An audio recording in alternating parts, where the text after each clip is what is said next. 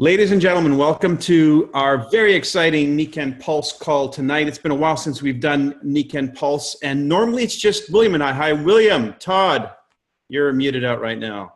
Good evening, Mike. Hey. Normally it's just the two of us that you see on the screen, and this time we decided that we'd have a special call, and we'd do it on a special day because it is May 1st. It's also Sunday. That's not normal for us, but we wanted to capture something or maybe recapture and present to you some information tonight and an individual tonight that has had a huge impact on my life personally. I know William as well, the Nikken family over the years. And so he's our featured guest this evening, and that is Marty Jeffery. Say hello, Marty Jeffery. Hello, Marty Jeffery. Oh, sorry. Marty, where are you coming from? You're in Vancouver right now? I'm in the southern tip of Vancouver on Lulu Island, which is probably not a coincidence. And Lulu Island is called Richmond. It's a huge burgeoning city. And at the bottom of that, there's a small harbor town called Steveston. And that's where I live, is in Steveston by the water. Lovely, lovely. And William, where are you coming in from tonight? Yeah, I'm in Denver, Colorado tonight, and been working heavily on a lot of filming and got a scratchy voice for some big interviews coming up this week. So, yeah, it's a beautiful spring. Flowers are budding, and I can't wait for this May to launch in a very big way. Fantastic. Well, I'm coming at you from Kleinburg, Ontario, which is a little town just outside of the city of Toronto. And it's my pleasure to host this evening's call with my co-host, William Todd, and our featured guest, Marty Jeffery. I just want to give you a bit of a background here for those of you who don't really know Marty's story. It started for me one day when I picked up the phone, and on the other end of that phone was Marty Jeffery. It turns out he was led to me by one of our contacts at home office, Nancy Cahey. Those of you know Nancy, suggested to Marty that he give me a call. And so I'm in my... picture this, okay, so this is my home office now, but my home office then was a bedroom in my father's home, very small bedroom with a twin-size bed and a desk in it, and that was my headquarters for Good Vibrations International, Inc. And so I pick up this phone, and on the other end of this phone is this gentleman, Marty Jeffery, who you will hear, if you haven't heard him before, has quite a voice, well known, I guess, and well suited to the broadcasting arena. Anyway, very quick introduction, and he has asked me three poignant questions, very, very specific questions about Nikken, and I remember my answers vaguely being yes, or no, no, and yes, or either it was yes, yes, and no. I don't know. It was just three different answers, and it was something like that. And I said, "Would you like me to elaborate?" And then he said, "Yes, go ahead." So I went ahead and elaborated, and that resulted in him just making a decision. Well, I actually introduced him my upline, and then him making a decision to get on an airplane with his accountant and fly to Toronto to meet with me so he could check out my business. Now, back then, I was not about to take him to my dad's house and introduce him to my headquarter office in my bedroom, so I figured it'd be best we met at the hotel where he was staying, and so that's what we ended up doing. And it was in my bedroom. That's very sweet. You know, Marty, I remember being so nervous about meeting you because I knew you were somebody who was pretty special, and you were already very successful. He was running 7 businesses at the time. So those of you who get people who tell you they're too busy for Nikken, here's a guy who was running 7 businesses when he came to check out Nikken. And so I wasn't sure what I was going to wear that day, so I put on my best navy blue suit. And so I get to the hotel, walk into the restaurant at the hotel in my navy blue suit, and he was wearing the same thing, a navy blue suit. I thought, okay, good call, Mike. Because what do you wear? You know? Anyways, what an amazing meeting we had that day, that night, dinner, and so forth. But in a matter of 48 hours, Marty was introduced to Nikken, soup to nuts, from my point of view and the point of view of people here in the local city. And as a result of that meeting, went home and decided to kick the tires on Nikken a little bit longer. Well, there was an amazing experience with his wife on the products. That resulted in him making a committed decision. You like that word, right, William? Committed decision? Well, it was a committed decision to get started. And so what we did was we put together a little strategy, and that strategy resulted in one of the biggest explosions in the history of Nikken. Marty's business took off like a bullet. Now, remind you, he had 7 businesses on the go. He was very busy, and he had put it, by the way, the gentleman that he brought to that meeting in Toronto, his accountant, on the flight home, Marty, didn't he say he wasn't going to do Nikken? Yeah, he said that was the one thing for sure. You can, I'm not going to. And so it resulted in him actually having a change of heart. And he was one of the first people that Marty helped go gold on his team that first month. You heard me right. He had a first level go gold. He himself went gold, that's Marty, and a total of 10 silvers altogether in Brandon, Manitoba, this what was that? The Geographic Center of Trade in Canada or something like that. Yeah. Anyway, $219,008 in volume, and that was done in about 30 days. So I know that sounds absolutely insane, especially when you're asking people to do 12,000 points in volume to go silver, and you might be struggling with that. Just keep that in mind, that it's not impossible. In fact, the bigger things have been done, and it really does take a bit of a focused effort. But that launch put Marty on the stage pretty quick in terms of the Nikken family. And so we had a huge event here in Toronto in May. Actually, Marty, it was May of 1994 that you came back to Toronto, and you are a featured guest at an expo that we did.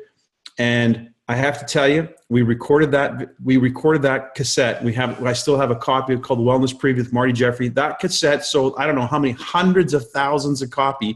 It was so crazy hilarious that we actually had to edit it. We had to submit it to Nikken, and they kept chopping it up because you can't say that, you can't say that, you can't say that. So all the best parts were taken out. So those of you who laughed the stitches on that recording, you can't imagine what we actually took out. So anyway, the history was there, it was set up, and Marty then became somebody who we relied on for many other things, and formulation of an organization called Team Diamond, and the tools that went with that, etc. Marty headed up as the CEO of Team Diamond. It was an important era and moment in time for Nikken, and was certainly something that propelled our sales through the roof, and was very, very exciting times. Things have happened, Marty. What's happened in your life? Where have you been? Tell us about it. Well, first of all, thanks, Mike, and good to see all of you. I see many of your faces and many familiar faces too, so it's great that you've hung in. I mean, what happened at that time, Mike, was that we were really working to bring forward a movement. It wasn't just a company. We were talking at that time about something that was new, something that was not the old typical, it dices, it slices, it's a potion, it's a lotion, we don't care what we're selling as long as you sign up. It wasn't that. And the people that were in it weren't that. They were committed to people's well-being. They were committed to their own health. And they were, a group of people had never been seen before. And at the head of that, and one of the things we were talking about in Orlando is that, if you and I launched a spaceship from here to Alpha Centauri, and, if we didn't have any sense of our history, before we were a quarter of the way there, no one would know where they came from, and they would have no reason to know where they were going. And I think some of that has happened, was we honored and loved the way that the company was made, the commitment that was there for the founder, his own fragile beginnings. It was inspiring to all of us. And as we grew, and we were getting crowds at that time, and for some of you that have been to recent events, this might sound like I'm making it up, but it wasn't uncommon to have 18 to 20,000 people in the room at a given event. They were incredibly expensive to run. Some of the shows were $1 million to put on. I remember we had stages, one in Los Angeles, 380 feet long, that changed 11 times during the presentation. So it was show business. It was fun, and it was crazy, and we had just tons of fun, and everybody was very, very animated. But there was a harsh reality that was setting in for me in that, and that was that we could not seem to drive down into the belly of the organization the same sort of storytelling abilities or a way to make that business doable for people once they got 2, 3, 4, 5, 6 levels down. And we tried many different things. I mean, Mike, you went to work and recreated the entire schematics for the Titanic, and we had a really robust looking system there. And the reality of it was there was a piece missing, and I could not solve it. There was also a force in Nikken at that time that was not kind of in with what the company was. It was a very dark, hard edge of the sort of network diagram. And they were bringing to bear a number of things that I could not abide, and I eventually left. And when I left, Mike, I went from here into children's cartoons, which should make sense to any of you that know me. And we had a whole crazy tour there. And then my wife got pregnant. You know, I was 55 years old. This is what you want to have happen when you're 55. Honey, I'm pregnant. And then you've got the big decision, the Golden Gate Bridge, or should I just jump off the bridge at home? It's like stunning news. And, you know, we had this little guy, and we decided to bring him back to Vancouver, and Carrie got very, very ill for almost 4 years. I was sort of mama papa, and I was allowed to bring this child up. And, you know, I was teasing a lot of my friends and saying, you know, being the mom and the dad, other than the breastfeeding, incredible experience. You know, I'm very sore, but it was incredible. But it really reset, again, a lot of things for me. And I was getting calls through that period from different corporations saying, you know, we see something happening here. We see down the road some sort of an uncertainty, a traffic jam. Would you come and work with us? And I was able to go into the belly of 2 or 3 really large corporations, some of them in Taiwan and other places. And I saw a very similar thing taking place there. And that was that there was no perceivable way to establish a foundation for these small businesses. And to give you a kind of analogy, it was sort of like people were building chicken stores, Kentucky chicken stores, and nobody ever sold any chicken. They just kept opening stores. And people would say, well, you're not making any money, go open some more stores. And the only guys eating at the chicken store were family and friends, but they had no way to kind of get an ongoing foundational business going. And so I was really privileged to have hundreds of thousands of dollars really poured into research and all kinds of work in all these different formats. And each and every time when we'd get to the launch sequence, when we get right down to it, it was not possible to bring a retail foundational part of the business into reality because there was a huge pushback in the sort of the darker side of the traditional networking business. It always broke my heart that the one thing that I had really loved, that we'd had all that fun and all the fellowship, and I love so many people in Nikken, and I just thought, I don't know how we will ever get to that place. And here I am. I mean, this is why I believe in a power greater than myself, or stranger than myself, because I would have never believed all of the things that have happened in Nikken, all of the huge foundational shifts that have taken place in the pay plan and in the way qualifying takes place and everything is perfectly suited to building that retail foundation. It is perfectly lock in step with all of the research I did and all of the things that I learned. And so I got a call from the 5 Musketeers at one point, which was Michael and William and, even Ben, although nobody actually knows if he is Ben or not. He has such a thick accent that it's impossible to tell. And what we started to discuss, and Dave Johnson, of course, a monolith in the business. I said to Michael at the start of the call, I don't know why you've got me on here, because you know that I know you know that we can't make this work. And then they started telling me about the changes that had happened.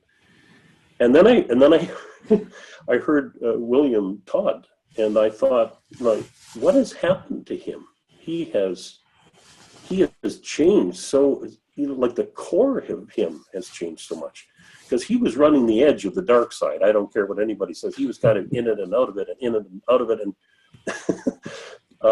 But the reality was what I heard on the phone when he started talking about actually his tacit understanding of how you have to have repetition. I said, you know, William, the mother of retention in this business is repetition. And that is the thing that nobody wants to do. So you have to scale that back to a manageable size. You have to be able to do that in a credible, customer-centric way. And he said, do you know how to do that? And I said, actually, I do know how to do that. And that's when I got the big invitation to Orlando. Now, Orlando was an amazing experience for me. Number one, I've never had that many women kiss me. Probably never will again either. It was like a homecoming. It was a beautiful experience for me. I mean, the heart of Nikken, I don't care where she goes or how she goes. Like, we were doing $600 million at one point, and we were huge and massive. The one thing I could guarantee you is that kind of loving spirit was there, and it wasn't commercially driven. It was absolutely real. And I saw at this meeting, I saw zero of the old dark side ego stuff. I saw nobody constrained. I saw no manipulation going on. I saw a group of people absolutely ready to rediscover the core of how they could drive their businesses. And so, yeah, there's going to be pushback. I'm going to tell you that right now. Not everybody is in love with the idea of change. So when we start proposing these things, those of you that join us on this journey, you are going to pioneer, I think, the next section of network marketing, which is connection. It's connection marketing. It really, you connect with people on an ongoing basis. We align our needs with our customers' needs. We align our company's needs with our customers' needs. And when we get all of those things into the way we're doing the business, what you start to have is what we had when I started. Because when I went out in 1994 and created that explosion that took place, it was because we had a purpose. And that was to have the biggest ever launch in the history of the world. Remember, Michael, in Brandon, Manitoba, which, by the way, is at the time was 38,000 people. And I started getting phone calls from some of the Nikken people saying, who are you? Like, where are you? And I would tell them, well, we're in a seaport in the middle of Canada, and we just sell magnets to people on the ships. That's how we're doing it. But, you know, the truth of it was this common purpose, this common goal. Like, we all found something that we really honestly believed upon. And before it got kind of kidnapped into just the business cycle, it was one of the most exciting things. I think it was the actual central piece of most of our lives. And I'm happy to say we can do that again. We can do better than that. I think we could probably change the entire industry. And that might sound like a bold claim, but I mean, I invite you to look around at what's happened to a lot of the sort of name tag businesses that have gone into these dark cycles. Microsoft, Apple, when they woke up and they said to themselves, we've lost the core of our business, which is serving the public. When they woke up to that fact and started to design what the buyer was looking for, rather than what they wanted to do, everything changed. And that's the kind of thing that we're going to be doing as we go along. Are you still with me, Mike? Yeah, I am. I have something strange happening on screen. Somebody's sharing their screen, so let me figure that out. Let me just say, if I could break in there real quick too, Mike, my phone has gone crazy here for about the last 15 minutes. Obviously, we capped this out at 100, so an apology to all those of you that got the recording version and not the live recording, but we had this set at, we thought at more than 100, but we capped out at 100, so our apologies. That won't happen again. Mike? Liz, if you're on the line, somehow you've managed to share, you're sharing your screen. I'm not sure why that happened, but would you mind not sharing your screen?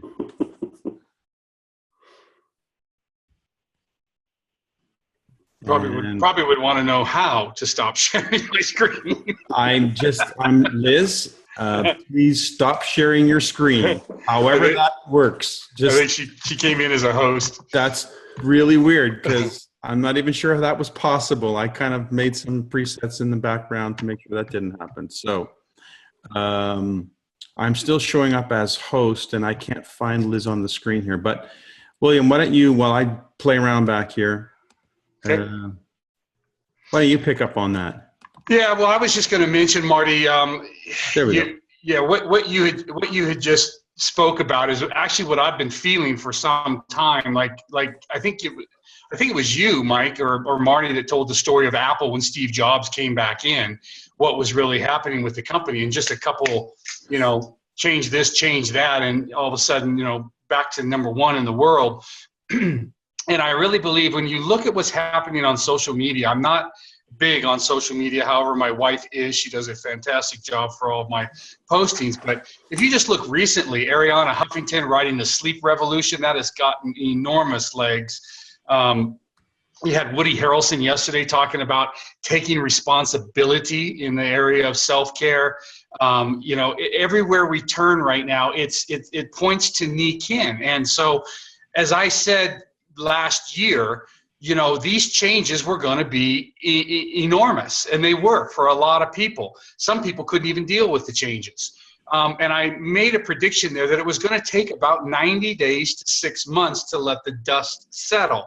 And I also mentioned that while we're making these changes in September, or making the announcements and then making them through October, November, and December, I said most companies are going to be laughing at us, pointing fingers at us and saying, there goes the Titanic. And I just calmly remember saying to a coaching call, I said, but watch what happens to all the other companies come January, February, or March. When the dust has already settled with Nikken, watch where the tornadoes start to pop up in the rest of the industry. And it happens. It's happened to almost every company out there where they have now said, oh my goodness, we've got to get customer-centric. Can someone please tell me what customer-centric means? So here they are in January, February, starting where we began back in September. And so the whole idea here with Marty, whenever we were talking, was Mike and I originally had a conversation when we said, Mike, the company's dust is starting to settle. We know that the decisions that they made are the right decisions for the next 20, 40, 60, 100 years. But now as field leaders, as a field force, we need to be prepared to put together the delivery system of what's happened. What do you suggest we do? The reason I was asking Mike this, and we were asking each other this, is because Mike knows this stuff, engineering background, analytical, and who better to go to? And he said, the guy that knows this the best is Marty, and it's really too bad that he's not with us anymore. And I remember telling Mike, well, call him. He goes, well, no, I'm not so sure that's a good idea. And I said, well, what do you mean? He goes, well, I'm not so sure Marty's, ready for something like this. I said, well, let Marty answer that question. And sure enough, when Mike called him, Marty said, your timing's impeccable. And so it wasn't as much as a surprise to me as maybe it was to so many others, because like Marty said, whenever he came to Orlando and saw the heart message, the Masuda message, being brought back without any emphasis really or design, it was just a natural evolution. That's what I think really excited me, was to say, wow, if you combine where we're at as a field force, as a leadership group, if you combine where we're positioned as a company with our technologies to what's happening all over social media, which is you better take responsibility for your own self-care. And then you look at the idea of Marty saying, you know what, this is why I left, and this is also why I'm back. These are these two areas of colliding forces that take a company to $1 billion. And I just know wholeheartedly that everything is in place except me. I am still programmed, of a 22-year veteran of recruiting members that recruit other members that build networks. And my wife said to me the other day, she says, whenever you decided this repetition course, and that's what excited me the most about Marty. So I said, hey, Marty, let me tell you a few things about repetition. He's just kind of laughing. I'm like, what's he laughing at me for? And he's like, oh my gosh, I already know it. I can't believe you know it. And so whenever we decided to do this ICANN, which is the Independent Customer Acquisition Network training, my wife said, are you going to attend this? And I said, absolutely. Yeah, no, I'm going through it. She goes, with your mouth or your money? I said, I beg your pardon? Goes, are you going to put your credit card down on this course? I said, Yes, I am. Why are you so adamant about that? And she goes, because you're really good at loaning product and you're really bad at asking for the money. And I said, why would you say that? Because she says, it's the truth. I see you with your big heart giving everybody duct tape, giving everybody quilts, giving everybody cocoons, giving everybody insoles, giving. Necklaces all over the world. But she says, you really have a challenge asking for the credit card. And she's right. And the reason is because I don't feel comfortable acquiring a customer. Now, if they said to me, William, can I build a network here? I got no problem saying you need to come in this with $1,500, $2,500, $3,000, $5,000 and loan out a whole bunch of product like I do to no end, to no resolve, to no result. That doesn't work. That dog doesn't hunt anymore in the new future of this industry. So I was one of the first ones to register because I can't wait to repetitiously reprogram myself for the customer acquisition and then be able to look at the upgrade to the network marketing side of things. So I started a week ago on the lesson that starts on Wednesday because I just can't wait. I'm so excited about becoming a real network marketer, which is somebody that acquires customers. Hasn't happened for me in 24 years. Mike? Well, and I just want to underscore something here, though, William, because I don't want anybody to misunderstand. These businesses you will still be able to use leverage. You will still, but the difference is you will be leveraging working units. Every unit will work. And when you get every unit working and everybody making some money in every unit, it gets a heck of a lot easier to make that work. And that's got to be able to happen in a customer-centric way so that the customer remains connected. Do you know that there's guesstimates that in the 40 years of Nikken, we may have contacted as many as 40 million customers. Where are they? Why aren't we talking to them? What Apple basically did was open their arms when they got their stuff back together and they said, come home. And all of those people did, and they brought friends and family and everybody with them. It was a revolution that took place. And we are perfectly positioned to do that. There are so many people that would just love to come back, would love to especially use the products, and they have no way to do it. The store closed. When the person left, boom, everything was gone. We can't ever let that happen again. So that's what we're talking about. We're talking about building a solid retail foundation upon which you will build yourself a huge networked business. I've said this before, that proof of concept is one of the key components to. We've got somebody I'm going to ask you to mute who's just joined us on audio by telephone. Would you please mute yourself? Proof of concept is something that is important if you're going to sell a business idea. I remember the first time I took Marty to a wellness preview. And by the way, William, you don't know this. That's why the story is what it is for the moment. I've been dripping on Marty for a while, and actually a little bit through his wife, because I thought she could be a key component to getting involved in the business, having a child that the whole Nikken Wellness Home certainly sees their needs there. And I guess that drip sort of started to have some impact. And then when we came back to Marty, he was ready. He was ready to listen. When I first introduced Marty to Nikken, I took him to a wellness preview the night after that night of my introduction to him. And when we walked into this preview, what he saw was a lot of people. But as a businessman, as an entrepreneur, he couldn't identify himself as one of those people. And so what I explained to him was, this is the franchise. What we have here is the store. And so when he scanned the audience at that point, what he saw in his mind was, these are the customers.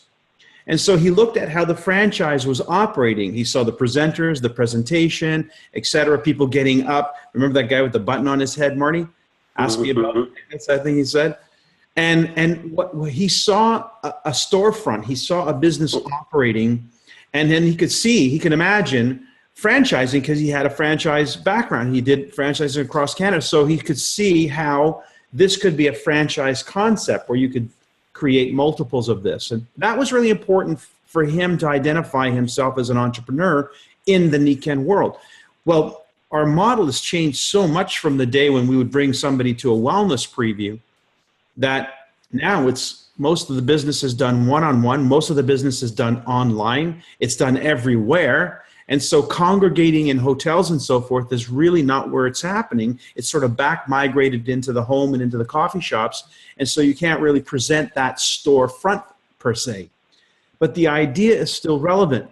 You still have to demonstrate that you have a store that's operating before you open up dozens or hundreds of others. So this proof of concept becomes quite relevant in recruiting. Getting the front end of this model right, getting the repeatability right, getting people who can predictably attract people as customers is the key to being able to sell this as a franchise concept, being able to multiply this. And it's always the thing that's been missing, I believe, in a legitimate network business, because one of the things I've said is, how do you know if it's legit? Well, forget about the fact that it's network marketing. Would you still buy the product? If you would still buy the product, that's the litmus test for whether or not it's a good idea. If you would still buy that product because it's not a network marketing business. So Nikken is one of the very, very few companies, not that there aren't others, but they are definitely one of the few companies that I've seen and evaluated that to this day still that concept holds true, that you would still want to be a customer even if it wasn't a networking marketing business. In fact, what's interesting is a lot of my customers right now in AutoShip are former consultants in Nikken who've gone on to other things.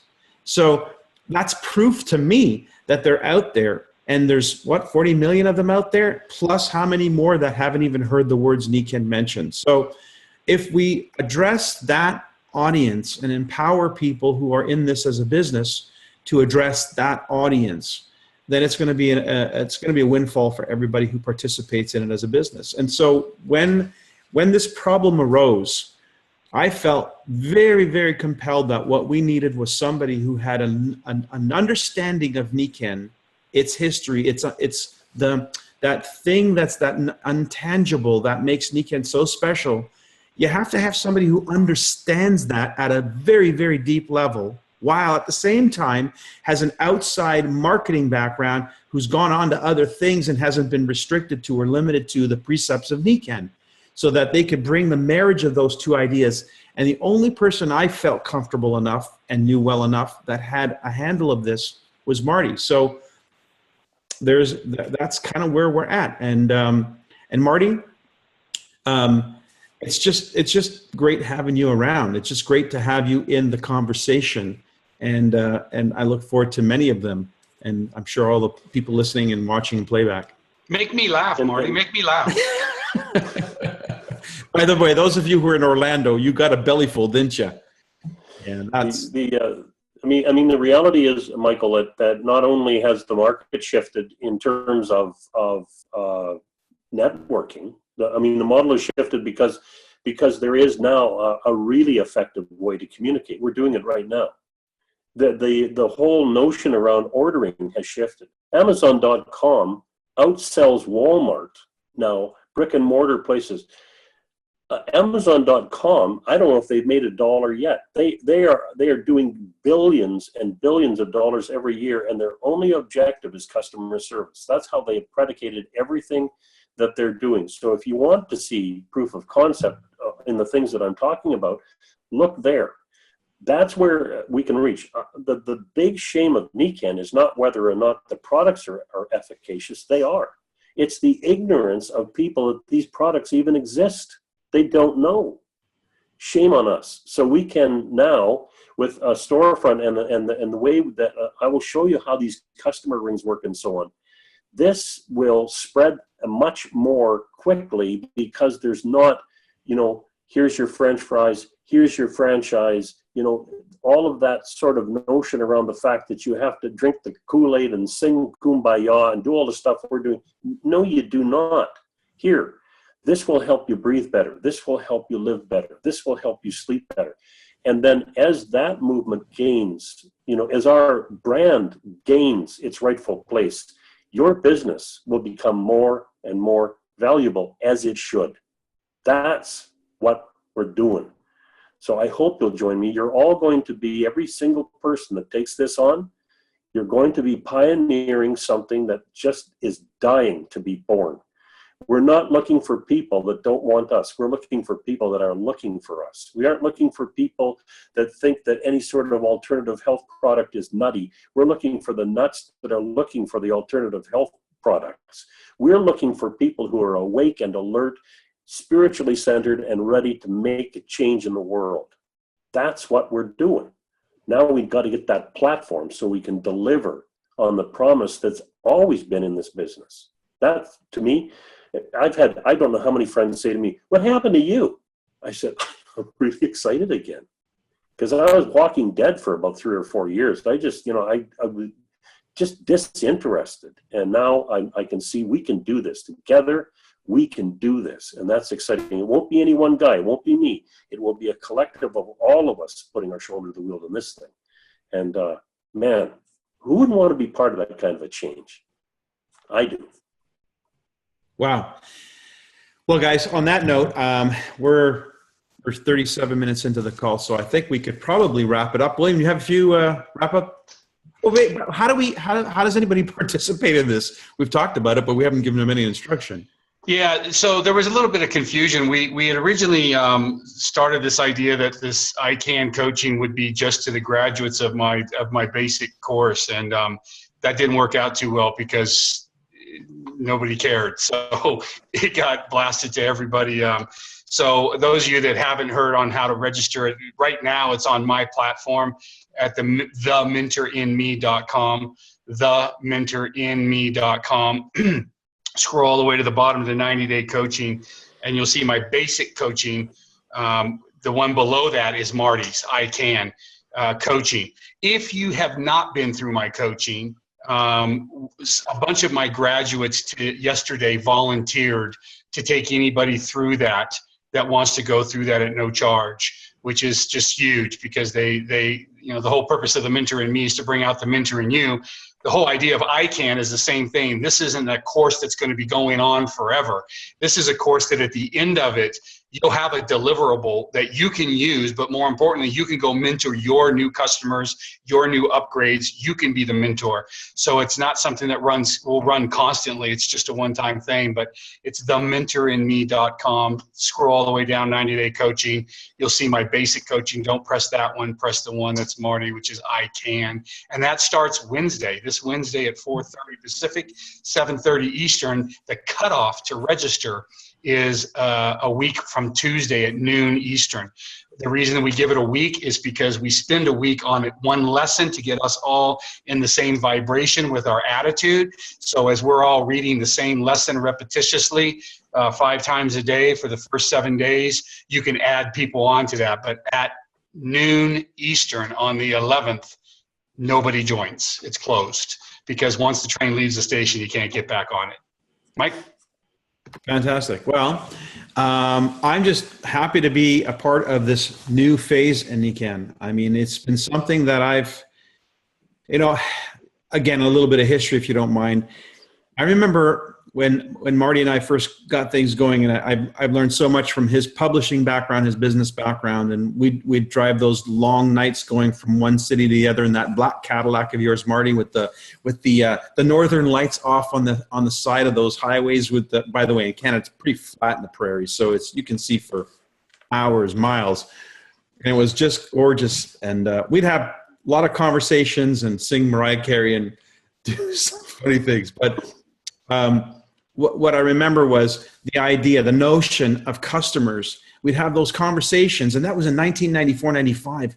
How long we've had these conversations about this idea that seemed to be so obvious, especially to an entrepreneur, how obvious it was, and yet it didn't seem to be obvious at all for any of the people that I was working with and collaborating with in the network. And so... Can I just ask Marty a quick question? Marty, everything you just said, Mike, everything happens for a reason. And Marty, you said something a minute ago I'd just like you to elaborate on. You said, we had 40 million customers, give or take. Where are they today? Do you really think that if we retained all 40 million of those customers, we'd be having this opportunity that we have today? Because I really see this as an enormous third curve, bell curve, that takes us to multi-billions of dollars based on what's happening out there in our society. Comment? I mean, the reality of it is that if you would have retained those customers, that everything would have changed anyway, because this would be a household word by then. The concept of a self-care cocoon, a self-care sanctuary, a place to come out of the madness and the noise into, a safe environment would have been part of the culture. And it deserves to be part of the culture. But that couldn't happen because there was no accountability built in. It was perfectly designed to collapse, is what it was. Perfectly designed to collapse. As is everything that's going forward. You watch everything, all of these groups that are shooting into the hundreds of billions, of the trillions, of the gajillion, they will explode because you can't perpetuate it. And then you'll see the dark side move from that one to this one, then from this one to that one. And that's how that is that business. That's not what we're doing. So the answer is yes. It has put us in a position to come out of nowhere to bring a efficacious, workable system that can be networked. That is lightning in a bottle. You know what I mean? All we have to do is make our minds up that we're going to learn these skills, do these simple things, and that we will bring our customers closer to us because they need to be closer to us, not because we need to make money. And we will not overburden any of you doing it. So, you're not going to have 12.5 million customers calling you at home. That's not in the system. That wouldn't work. You couldn't manage it. But there is a way to manage a certain number of customers and include them in everything that's unfolding and animate them to be the ones that become storytellers on your behalf. Will some of them join your business? Absolutely. Will some of them remain customers? Yes. Yes, and we want to make sure that they always have that store to go to, that we don't lose them because Bob quit and went home. We've got to make sure that there's always a connection between them and what they need from this company because they need it. They need this stuff. Do you remember Bill Gove, you guys, the guy that used to, the speaking coach, many of you might remember him. He used to say, you've got to be good because they need you to be good. That's the truth. They need us to get our stuff together here. Desperately need us to tell this story. Well, it only took us a few more years. Yeah. Yep. Well, let's get it going. So folks, thanks for joining us this evening. I think we maxed out our lines, as William said. Unfortunately, I hit this one a little bit late to try and increase the numbers, but with the playback, we'll have this recording up and live for people to review, and you can share with your team. So thank you. And happy birthday to Dave Johnson tomorrow. I know he turns 49. That's Congrats. right. And happy belated birthday to Marty, who was birthday yesterday. Yes. 39. Happy birthday. Same age as Dave. 39 again, Marty. That's awesome. Anyway. Well, that's the benefit. But for you U.S. guys, the best place to move is Canada because even aging is metric here. So you're always... Yep. So love folks, you guys. Thank you. Thanks, Marty. Thanks, William. Thanks, everyone, for joining us tonight. We look forward to working very, very closely to you in making Nikken, this new story of Nikken, the greatest story. Mike, and this recording will be found? It'll be up on the YouTube channel for the Royal Alliance, so I'll make sure it gets up there. Thanks, Mike. Watch for it on YouTube. I'll push it out and through Facebook and stuff. Thanks, everybody. Thanks, everyone.